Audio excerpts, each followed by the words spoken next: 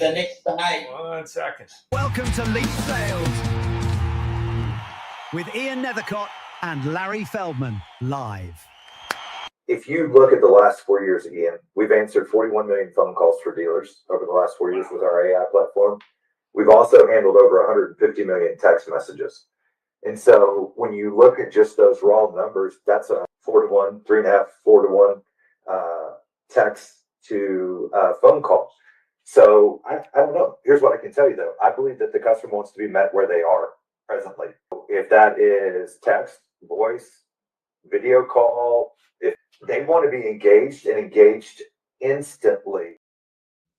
Rock and roll. So we're talking about service, I guess. Is that recording in progress? I know Wendy was talking a little bit about BDCs, and obviously BDCs and service is a thing.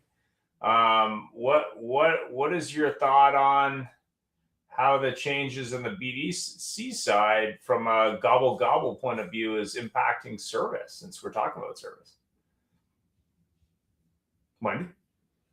Are you asking me? Yeah. Oh, I heard you say Wendy was talking about BDC, and I didn't. Service. I thought you were addressing Gary. Hey, Gary. Or hi, everybody. Abdul. Hi, Gary. Hi, Gary. Hi, Wendy. Hi. So what is my thought about what's happening in service with the BDCs? So, well, first of all, it's been forever that, people just started building BDCs for service a few years back.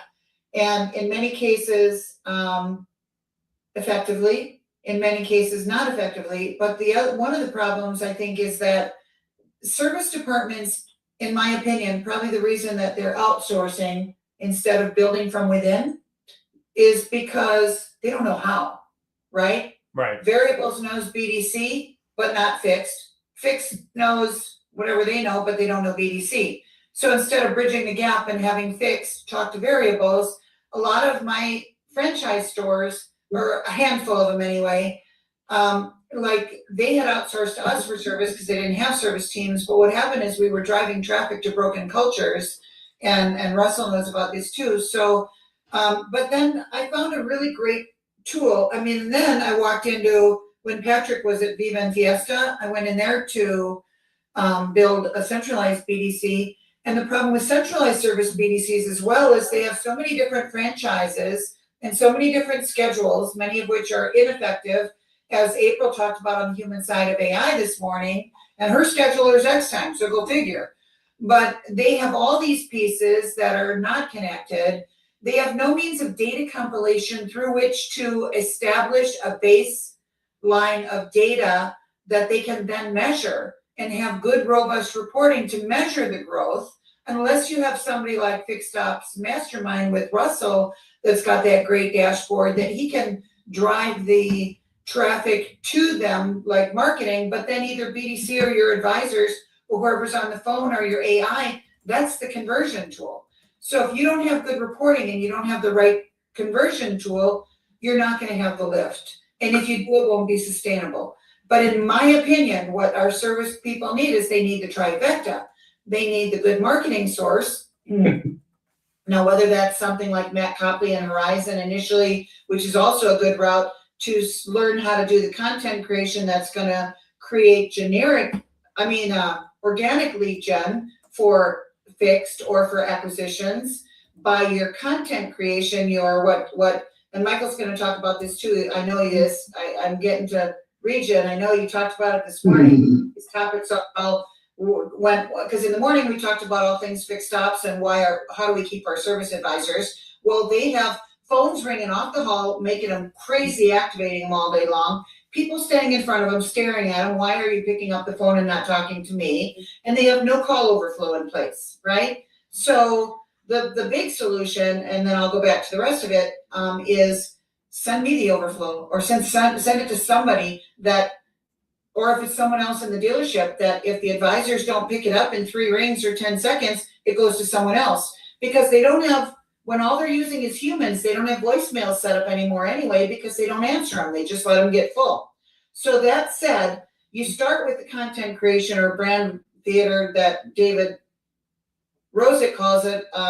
That helps with the elemental PEO that Matt Copley from Horizon calls it. And you learn how to create more content that's going to respond to the questions that Michael's going to talk about in his turn. Right, Mike? Right, Mike? Hey, Mike. So you need to get the things that are going to drive the traffic to you organically, because you can't keep trying different lead sources and everything that aren't going to work and playing whack-a-mole like Variables is doing right now.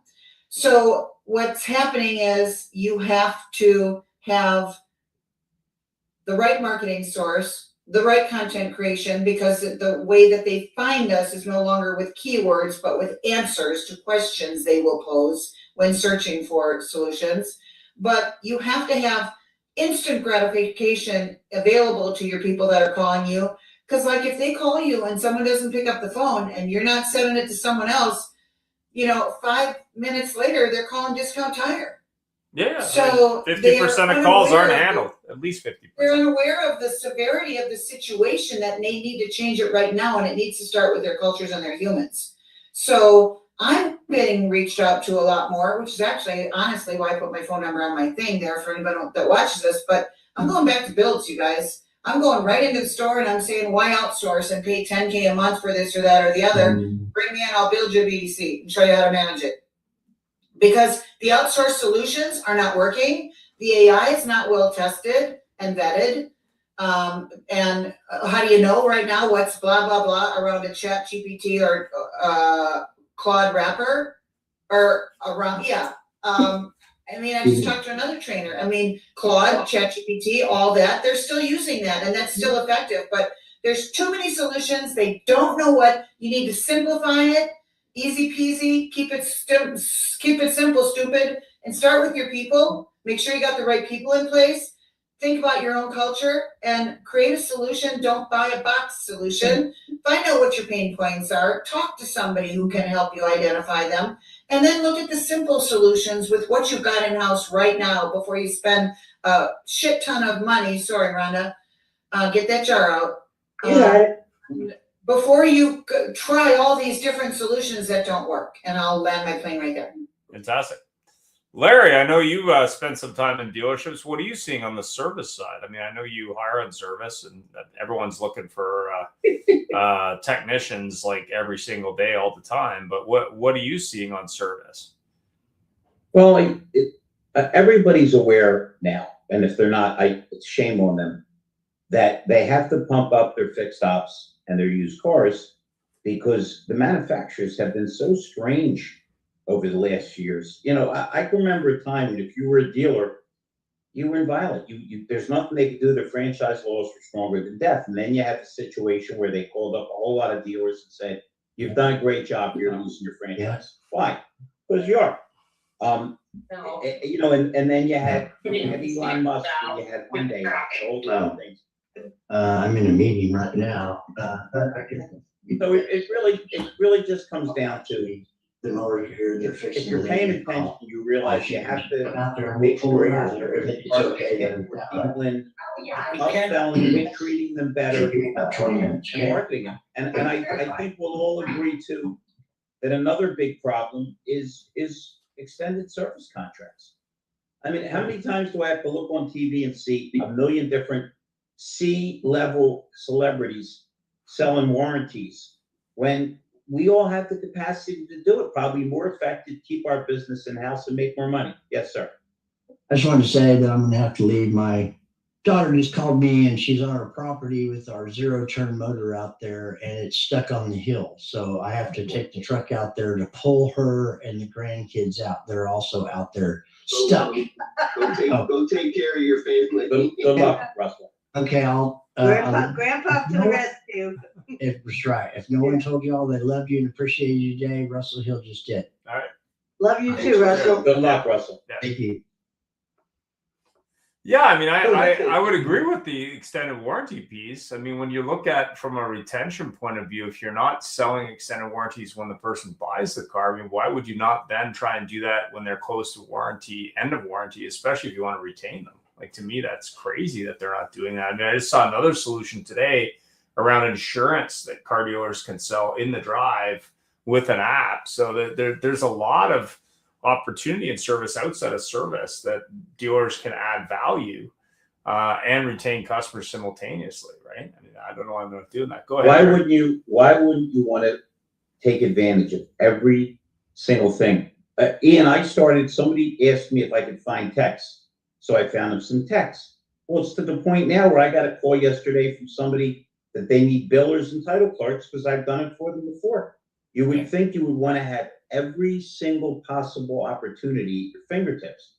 But this one boggles my mind because the time people are keeping their cars is way longer than it's ever been. Isn't that the perfect person to sell an extended service contract to? Talk about missed opportunities. Yeah, I mean, if you're keeping a car 8 years and you used to keep it 3, yeah, you're probably going to need some coverage, I would guess, right? Or at least be open to that. I believe they're saying 14 now. It had gone to 12. Now they're saying 14. Wow. 14 years. Do cars even last that long? Yeah, we had 25 years. My daughter, my youngest is driving a 2004 Toyota Camry. Yeah.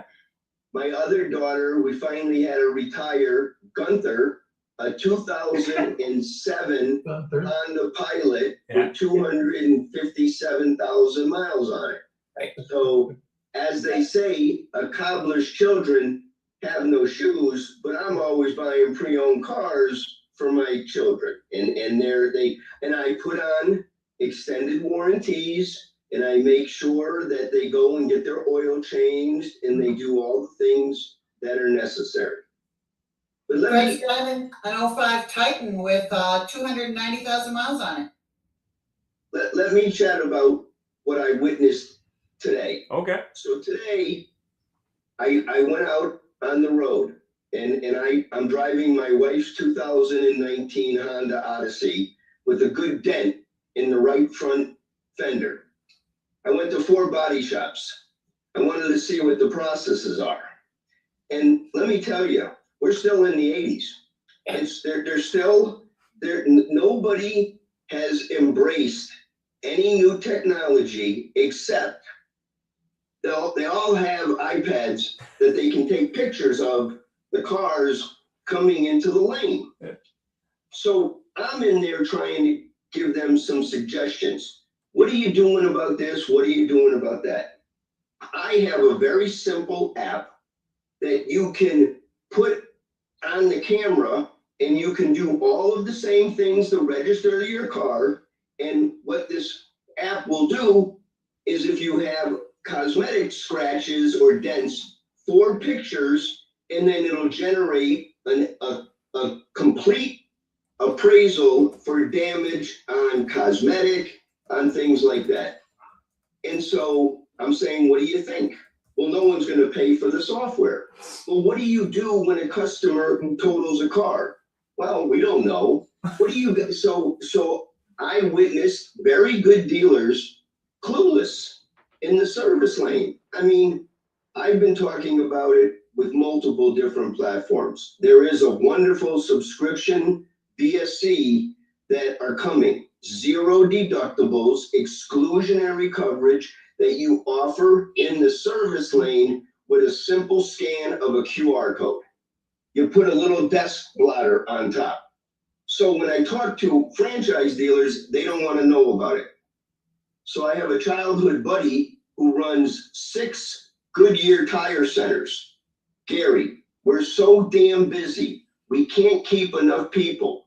And he is excited about bringing this program to his dealership because he sees the revenue that they can make. And so while the dealers are complaining about they don't have any service, the Goodyear tire shops, the Pep Brothers, they've created opportunities for them because they're treated properly, and they go to them for their tires and brakes and oil changes. And the dealers they try to whack them in F&I, and then they never talk to them again. And it's like, we've got Larry and I and Mike, we've interviewed great guys that have software that it's automatic. It's like you put your email in there and you follow up. So we're at a position right now is where, the dealers, they're battered, they're bruised, they're upset, they're embarrassed.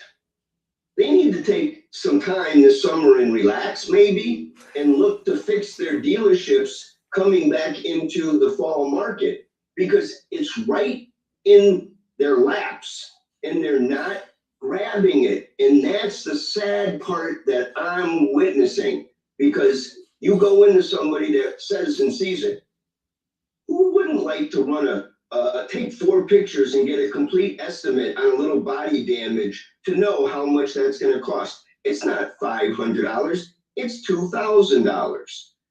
Lease returns, they're coming in, they got dents and dings all over it. If they don't fix those dent and dings, the lease company's going to hammer them. Yep. Fix it for your customer so they don't have to get tormented by the lease company. There's so many things out there, and we'll talk about it more and more tonight. Subscription VSC, stop letting Car Shield and everybody take that business. It's in your hand. I have programs where we can email them secure links, and they can go in and put in their VIN number, put in their miles, and rate the program themselves. Why wouldn't a dealer want to send that? Anybody who's coming through at 36,000 miles, 50,000 miles, and let's not even we can start at prepaid maintenance. And, Russell left, but oil changes, tire rotations, tires, they made the other independent companies wealthy by ignoring their service lane. And if they want to get their dealerships back on track, that's where it is. Back in the 70s, fixing the cars, treating the customer comes in with a 12-year-old car, you're not going to try to jam them with $3,000-$4,000 worth of work. Let's evaluate it if it's worth it. You need $4,000 worth of work. The car's not worth it. Let's try to trade you out of it. Let's help you. That's what needs to be built in the service drives all over again. And it's waiting, and the dealers that take advantage of it today are going to crush it because the customer is starving for service. Well, here's a metric from Monday's show we did on fixed ops mobile service. So we had Ed Roberts and a gentleman from Phil Long, Mr. Dice on. We also had the gentleman from Kirby on. So here's a metric you can use with that franchise dealer who's debating adding something in their service drive. How many service departments that are not dealers in their neighborhood are they competing with right now? 30, 40. Can I answer this one since I paid attention? Yeah, go ahead. 1. For every dealer, there's 16 oil change places and tire places. It's crazy. Yeah. The average. So are you 16 times better than the guy down the street who can sell tires and service the car? No. You better be worried about that, especially if your average age is 14 years. That's a lot of time for them to go service it somewhere else. But And that's crazy. But they also lost their lease turn-ins. Leasing is way off, and then they don't capture. I mean, Honda's always done a good job, and Nissan's always done a good job to try to capture them. But that's where the gold is. You start mining again. Yeah, I mean, like I'm sure Matthew can speak to this, but if I'm a dealer and I'm actually capturing that service business, but more importantly, I'm capturing, to your point, Gary, all the other opportunities in a service drive. I'm not only beating out the other dealers who seem to think that it doesn't matter. I'm also taking business back from the independents who, can sell tires and can sell extended warranty and can sell other things. I just don't understand. Like, that number shocked me a little bit because I thought it was like 10-1, but 16-1 was crazy to me. I thought that was a huge number. Right. And that's from Kirby. It's not from me. So they have quite a bit of data. Yeah. Sure. Well, I mean, when I was just talking to my friend, he says, Gary, we're buried day in and day out. 6 Goodyear tire centers. He's the comptroller. Yeah. And so, you know, he looks at this opportunity. It was like, wow, a subscription service. I can sell prepaid maintenance. Yep. I can own that customer and keep them away from the dealerships because they certainly know how to do repairs. And what percentage of recalls can be done on a car, factory car, with a mobile service? You want to guess what percentage of a Ford Motor Company? That's the only metric I have. What percentage can be done remotely with a remote service van? 50%? 69%. Wow. and they need to replace my windshield. Yeah, I mean, Ed Roberts has 53 remote service vans on the road now. Wow. And we asked him, we said, like, what distance? He goes, well, you know, whatever it takes to get the business, we'll plan it out. So that was interesting. Well, it's no different than the other really smart dealer, Ben Stock. Yeah. I mean, what he did was miraculous over COVID. He went and picked up cars and brought customers in. I mean, these are the cream. These guys are excellent. They know how to run operations, and dealers should be listening to those guys because they're on it. Yeah. I mean, the episode was really interesting because you could speak about compensation plans. They talked a lot about that. They talked a lot about how far distance wise. They talked about fleet business, where like literally you can go out and service a whole fleet. They talked about distance. But really, at the end of the day, if you're losing, let's just say 10 to 20% of your service business to an independent in your market, that's business you can get back if you're conquesting those customers. Like, you know, you got to do that. But what are you hearing, Alex or Matthew or Mike or Abdul about service? What are you hearing out there? Go ahead, Abdul. Love it. Can I share something with all of you? Of course you can, man. One of the things that, as I'm sure Larry and Rhonda has been aware, and Gary's been with us for a while, and what we found out that dealerships throughout my 27-year career have always neglected their service departments. And aside from the warranty work or I should say recall work, the rest, they've dropped the ball big time. So now what we did was we approached with independent dealers because it's very tough as a startup company that we started last January with Zamzella to go to the franchise dealerships because they have their gatekeepers and marketing directors and all of that. So we started with when Abe, our CEO, approached me and said, Abdul, you need to take care of the automotive sector because of your experience. So we developed 5 platforms. Number 1 was the used cars. Get the used cars and market the used cars on all zero upfront fee. Then when we sell the car, we get paid. So that's a win-win situation for the dealers. Then we went to the service department and I said, okay, these used car dealerships, when they buy their cars from auction, they send it to their workshops and their mechanics to do the work. And a lot of times if they go to a franchise, they were like Vinny said, they drop the calls. Well, we have our call center that picks it up, and within three rings that they don't pick up, we'll make the appointment.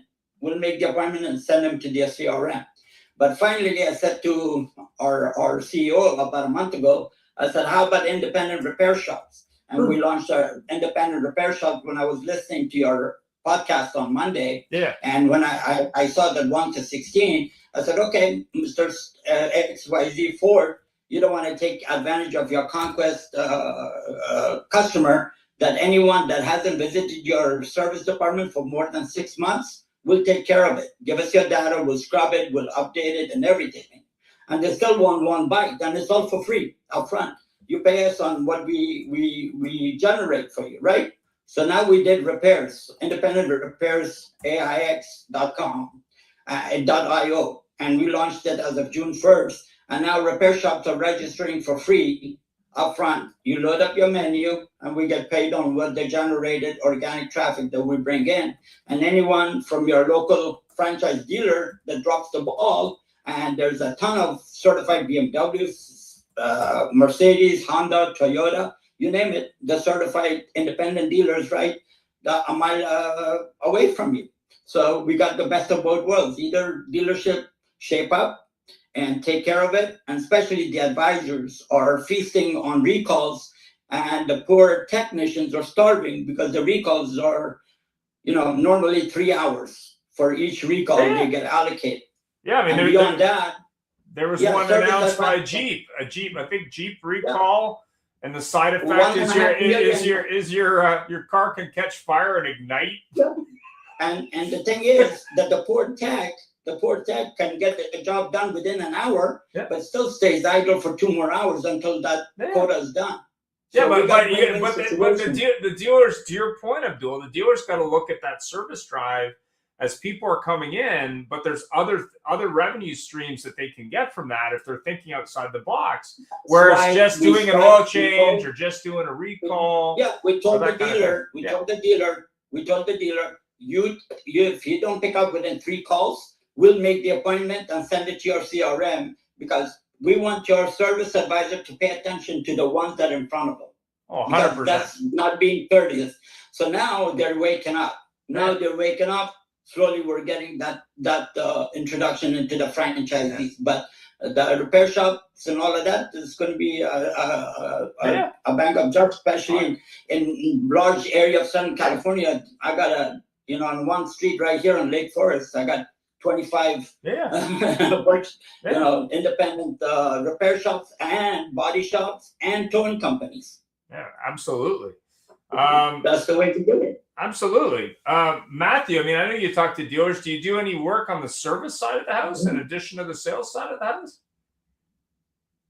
Yeah, I mean, our software supports whatever profit center a dealer might want to point it at. We really think about fixed ops as a untapped oil well for the industry. We see it just Gold rush. Yeah. I mean, it's repetitive. If a dealer just creates the content that answers fixed ops questions that customers are asking every day, they unlock this market share opportunity that is massive, right? Like, dealers have sat around and raised, hourly labor rates and, tried to get really aggressive with upselling because they never really touch this, a market share or a bay hour fill that is fueling the absorption rate that they want to drive. Right. And largely the problem is not about hourly labor rate. It's really about the fact that they're invisible to a customer, and most customers that even know they exist, right? When they have an unexpected need for a particular service, where do they go? They go to the place they, go for everything else. They don't know the answer to the question when something's immediate and there's a need. They go to Google or they go to ChatGPT or whatever else, and they ask a question. And because the dealer doesn't publish any content or representation of the expertise they have in servicing these cars every day, all of that expertise is dying on the service drive every day. And fundamentally, the customer goes and picks somebody else. Yeah. Oh, yeah. Not because they even are thinking about it. It's because they're there. And I would be really interested to see a survey of 1,000 non-automotive industry vehicle owners, because I think probably the majority of them would be like me. If everything's reasonably the same and I get better customer service and I might even get my car picked up and delivered to me, I'd far rather service it at the dealer. But here's the biggest thing that everyone's talking about: lack of trust. 100%. And you don't want to go to the dealer to have your oil change and be charged $89. And you want to go, but you want to learn. And the dealers that'll start coming in and saying, we're going to give you a free safety inspection, and we're going to show you, and then we're going to tell you what your car's worth. So if maybe the repairs outweigh the value, now let us try to help you get into a more affordable car that has a warranty and you're not going to be stuck with repairs. It's just right. I'm in the service lane. The opportunity is endless in the service drive. Unbelievable. It feeds everything. I mean, we got dealers that are pumping $500,000, $750,000 increases in customer AROs year over year, doing nothing other than Asking. publishing content. Oh, yeah. I mean, straight up, like the reality is like here. I don't know where I heard it, but I heard a long time ago, and many times running sales teams, learning sales over the last 25 years, choices promote decision making. Right? It's the root of the either or clause. Okay. Give the customer choices, give the customer information, give. You got to understand that once they've hit your site, they've hit your phones, you've already won. Oh, yeah. Okay. So give them the information, allow them to have choices, make decisions. Service special oil change coupon for one price and no other options is not a choice, right? And when you nailed it, Gary, there's a trust gap. There's a trust gap on the variable side of the business. There's a trust gap on the fixed side of the business, largely because car dealers have a worse reputation than root canal, orthodontists, etc. Like attorneys. At the end of the day, from my perspective, I view that not as a headwind. I view that as tailwind. The bar for me to wow a customer is very, very low in this industry. Oh, yeah. Right? And so fundamentally, if you just hit your blocks and tackles, create helpful experiences for your customers across your website, you're going to be amazed how many opportunities you win. But also visibility. Content, visibility, to your point. like when you're, I don't know, Jiffy Lube, I guess, like they're out there, right? They're in the market. Yeah, there's millions of questions being asked every day, right? Like it is blue ocean.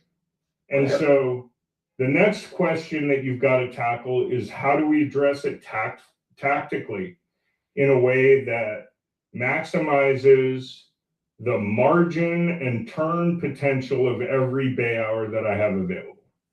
But what if you have one of your technicians talk about common problems and be visible in the market? Like, here's the problems that we hear about every day. Here's how we solve them, right? And it's not just, hey, Jimmy's my best service writer, so I'm going to have him do a blog post a week. That is not the answer. Yeah. Right? But if we root it in the real operational data of the drive, we start to explore, what are the most popular customer PROs that we turn? What are the highest margin customer PROs that we turn? What are the highest cash value customer PROs that we turn? What are the current recalls that are out in the wild that present opportunities for us to get cars in the drive, get upsells, get trade-ins, other things of that nature? Suddenly we can start to point this at real sort of pools of opportunity that maximize the profit potential of every bay hour that we have available in our census. Oh, 100%. There's video out there in the service now with some great companies, and you do an electronic video in a safety inspection and share it with the customer, with the technician. Hey, I just took your brakes off. Hey, here's I got a penny. The tires are, it's again, another one, endless. Some techs don't want to talk about it, but you got a few techs out there that are characters and they want to, of course they will, and so David talks about this really well. David Rozek is that's your content. Customer came in. 100%. Customer came in, thought they had a major problem, and we found out that there was a squirrel nest, and they ate the air filter, and they didn't understand what was going on, and so they clean it out, take the nice lady, and say complimentary. That's what it was. Your car's been sitting out. How wonderful would that be to show in the service drive? Yeah, I mean, there was one I saw today. It was a dealer, and he's gonna go through his good and bad reviews live every day. And I thought that was really interesting. But when you look at videos watched, use TikTok as an example, the most watched videos are from service staff because nobody knows what they're doing. Nobody. Well, and here's the other thing, right? Like we go through this all the time with dealers. Why would I want to publish DIY content? I want them to service with me. Well, you publish the DIY content, and then the customer realizes, oh, they need special parts, and they need a special wrench to get to the part they got to fix. And oh, by the way, you were the only one that actually answered the question. So guess who they're calling?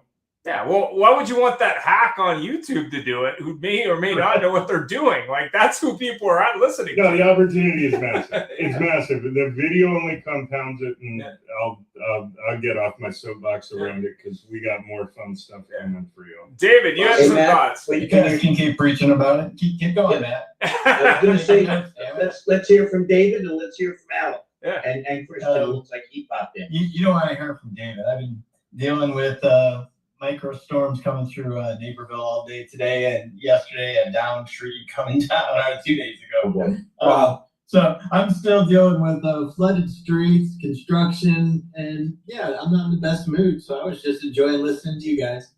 Alan, we were talking about you saying hell like that.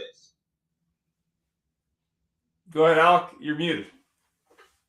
It's coming back, did a little training today, but I hear what everybody is saying, and what I'm hearing is a bit of a negative slant, and I'm not sure, and I get it, sales can be frustrating and sometimes cold is, but I think that dealers are I think the service departments are getting a lot more pressure on them as far as from top, as far as limiting the expenses and the exposures for more tools, because the tools in the past haven't paid off. And if you go in and you're not talking about something not evolutionary, but revolutionary, I think it's harder for the dealer to go ahead and say, let me make the investment. Unless I'm seeing there's a sizable cost where you're driving the cost, not just $100 or something like that in a month, but sizably driving the cost of the service down, or you're sizably increasing the amount of features and benefits that I'm getting from it to replace an existing product. It's not worth the mental cost to go ahead and change. And the consumer is still at some point going to have to pay for the tool. And where is it that we can show them where they can recoup the cost? We talk about, I'm hearing maintenance plans and things like that. And I remember working a Volkswagen service drive, and the only thing that they sold was Volkswagen maintenance. And those customers absolutely freaking ate it up because they included everything that was in a Volkswagen 30,000 mile package. It wasn't cheap, but they were willing to. And when they got that 30,000, because they bought that at the time of purchase, they were ready to spend for another 30,000. So they were going to include the even bigger cost because now they're including the 60,000 mile service. Right. And so they had that evolutionary cyclical buying experience on the service drive, but they didn't, it wasn't like it was just an oil change. They saw that they were getting the filters, the transmission fluid, the brake fluid as part of the service points. The brakes, and yeah. Yeah. Yeah, And the BMW goes ahead and then you get BMW, they cycles the brake pads off their warranty because it's not the original purchaser that's actually doing it, because by the time they need them, they're outside of the lease, and it's the second owner that's actually putting the brakes on for free because it was part of the original warranty. Right. And they didn't like that. And so there's different products that are out there, but it's going to have to be a product that's like a game changer, something like where you can substitute what the manufacturer like a Volkswagen was offering or BMW used to offer and put that in place, where, or a subscription maintenance plan where you're including all those things, and then you can show them that, hey, you're going to make money because you're going to get this cut of it, and then it's still going to be covered for them, but they have to use it only at your store. Yep. They can't Yep. just buy a subscription and go to anywhere. And it's the conglomerations of these dealership groups just keeps on swelling up and swallowing up more small dealers. It's harder for the penetration because there's too many damn decision makers. But think about it, if you had a monthly payment option for either declined ROs or for service, where basically they could not have to drive worry-free, especially if they got a car that's, 8 years old and they're not going to buy a new car for a while, right? Oh, I agree. I agree. I think service opportunities are much more a value question than they are a price question. Yeah. Dealers make the mistake that of assuming that customers are picking them on price. I watch this next generation coming up. They care far less about price. They're far more focused on value and quality and product performance than they are on price, right? There ain't a kid in the country. There ain't a kid in the country that's dreaming about the cheapest lease that they can get into, right? Like driving around the smallest little Eggmobile e-car that they can drive. There's not a, they're dreaming about Bugattis and Gucci bags and stuff, right? It's all about the lifestyle. It's all about the culture. It's all about the brand. Yeah. And so for us, we have to build culture around our service drives that sort of speaks to the customers that we're trying to attract. And if we're able to build that culture and put our people forward, I think this sort of parlays into, the people we have in the drive and where are the opportunities to sort of give champions in our service drive or adjacent to our service drive, maybe in our marketing teams, our BDCs, et cetera, give them agency to put their persona out in the wild and start to show the culture within our store, because that's what's really going to sell. Yeah. And that on an entirely different subject, to your right is a fender. What year is it? To your right. Say again? The fender to your right that's on the wall. What year is that? The telly up here? Yeah. I don't know. It's a repro. I think it's probably like a 90s or early 2000s repro of a, 60s model. The Strat in the back is like that's an 80s Strat. That's a little older, and then you can't really see it in the corner, but that's a legit 60s Texan. That's probably the one of the more valuable in the room. What are you playing through? Kind of amp? What kind of amp are you playing? I got a mountain of amps. I pick a little less than I'd like to.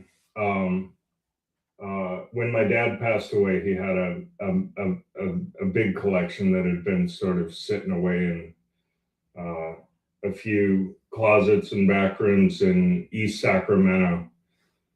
He was down by the college and always was like a little wary of letting him out to breathe because he was always worried his house was going to get broken into. So, I didn't mean to get you off track, but I'm a sucker. No, when I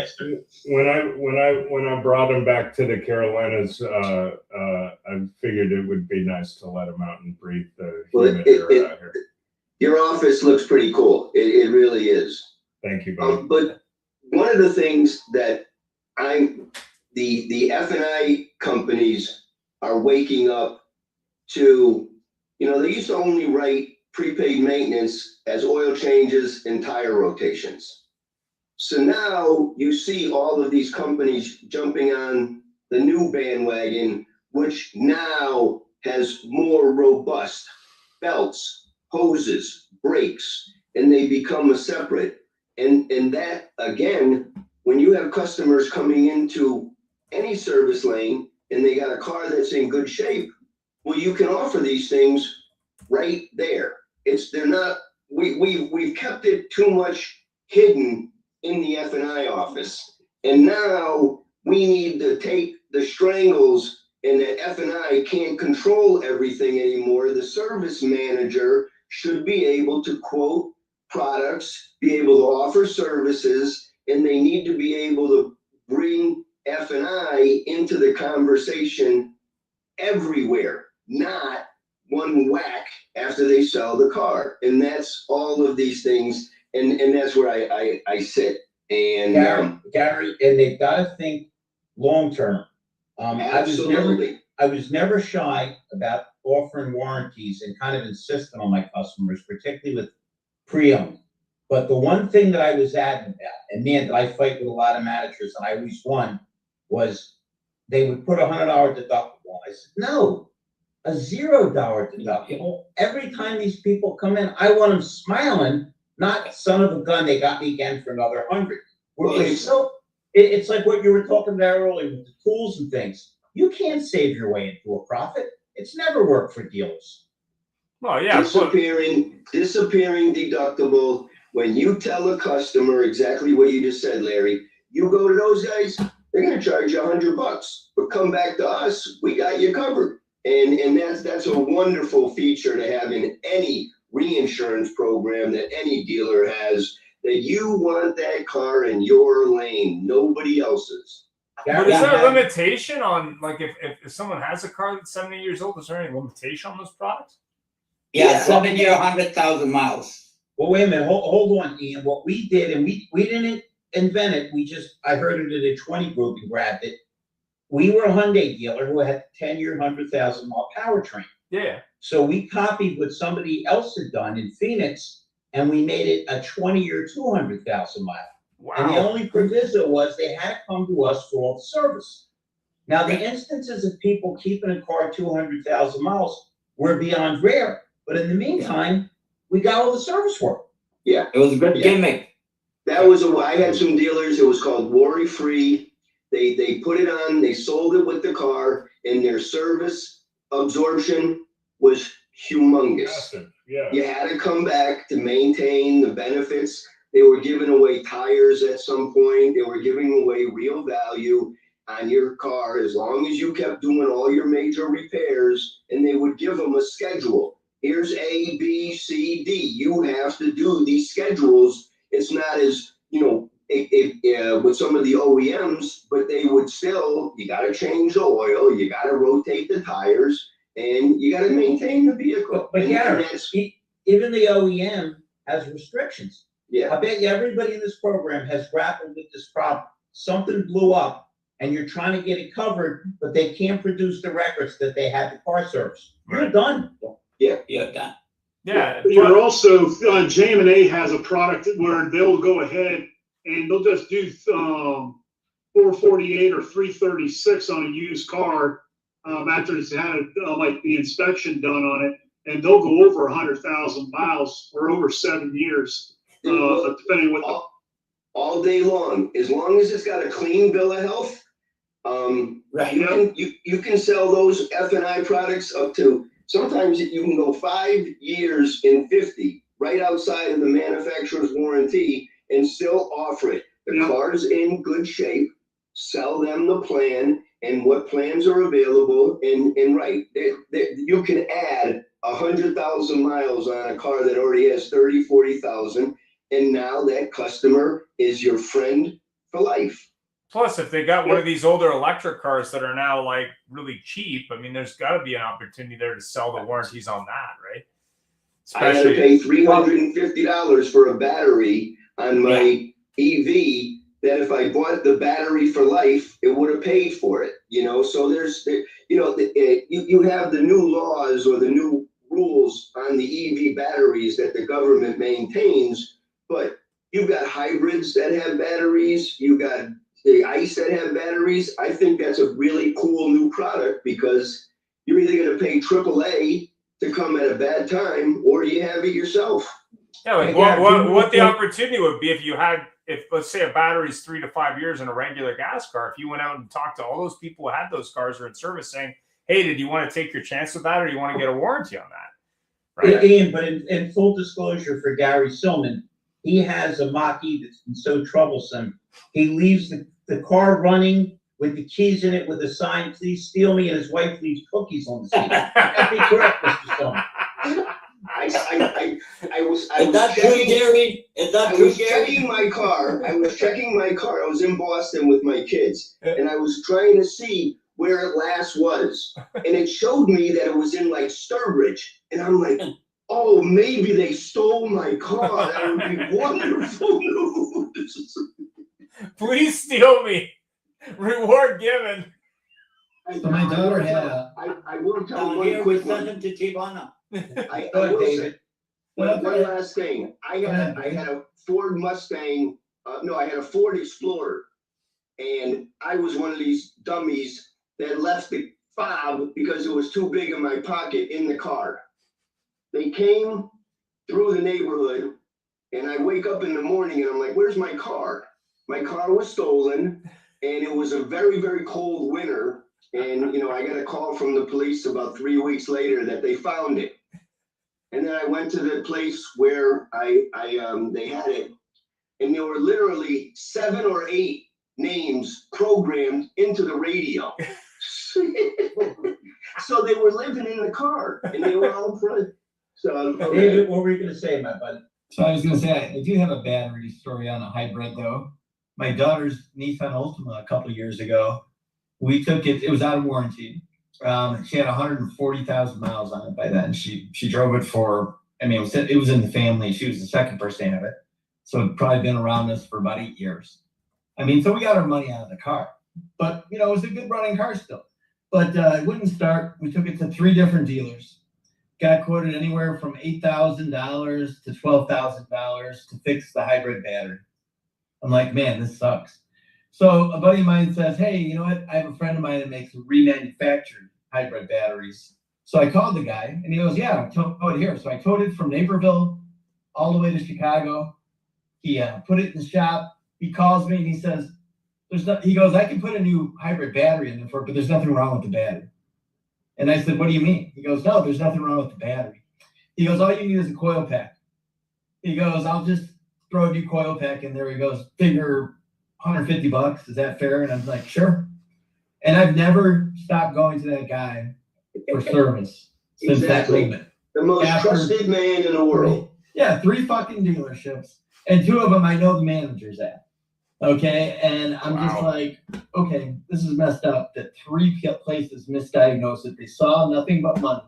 Yeah. On a car to me that was worth $2,500.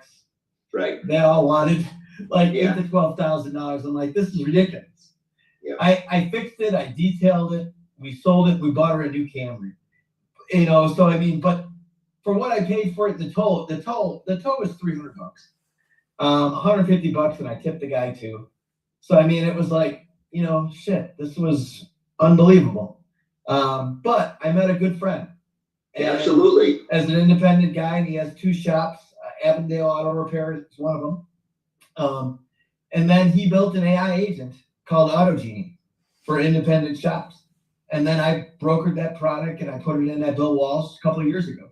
But it was built for independent stores it was an AI scheduling tool.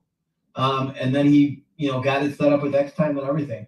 But you know what? They said, you know what? They said, we don't like it in the automotive area for dealers. We're just going to keep it for us independents and sell it under another name. They $200 to have their AI agent, schedule calls and chat with them. That's all they charge other independents $199. That's all they charge. But the same thing, $2,500 for. Let's say it all together. Every problem is nothing but an opportunity. Yeah, it was a wonderful thing, and like I said, they've been good friends with me over the years. It just was great. But I will tell you that young people, and I think Matt had this right, will pay because of good experiences and convenience. I sat with my son on his birthday yesterday, and we were talking, and some of his salesmen, we were celebrating our salesman. Congratulations, David. What's that? Congratulations to your son. Yeah. Thank you. So he turned 25, but we were talking about his expenses. And I said, hey, what do you spend on Uber so far this year? He goes, well, I can tell you. And he looked it up and he goes, I've spent for the team and myself, we've gone in on lunches for the past year so far. And I said, we're only 6 months in the year. And he goes, yeah, we spent $40,000 on convenience. Wow. So that's the sales staff and managers at Westbound Porsche have spent, and that's just him. Wow. And he's ordering for his group of friends. $40,000 they spent on Uber Eats. David, why don't you get him a job with the federal government? It sounds like that. Are you crazy? His year to date is $162,000, and he's got 6 months in the year. Wow. If he doesn't finish with $300,000, I'm gonna kill him. But he's thinking 275 this year. Tell him to move to Connecticut. He'll make a great politician. Yeah. I mean, Yeah, exactly. He's the Porsche Pro. He backs up F&I, handles dealer trades. You know, he was an hour late for his own birthday party because he was handling delivery for one of his buddies. Car guy. Doing a great He job. needs to employ himself a more affordable food delivery guy. Yeah, that's what I told him. I said, hey, you know what? If you want to pay me $40,000, I might do it myself for you. I'll just be your go for it. We need Mike Larkin to finish. Yeah, up Mike. the show. Yeah, you're almost done, man. Go ahead, Meister Okay. Mike. And thanks for the call the other day. I've been taking notes on all of you. Yeah. All right. So I don't know how many dealerships know this, but they have 3 businesses. One is the sales, and they all focus on sales. But if you Google their service department, if they have one, it's a second business. Yep. And a third business is either collision or parts. Yep. So what does that mean? That means that if these guys are only focusing on one, when they should be focusing on 3. Yep. And what we were talking about last night, Ian, is we touched on it today in the human side.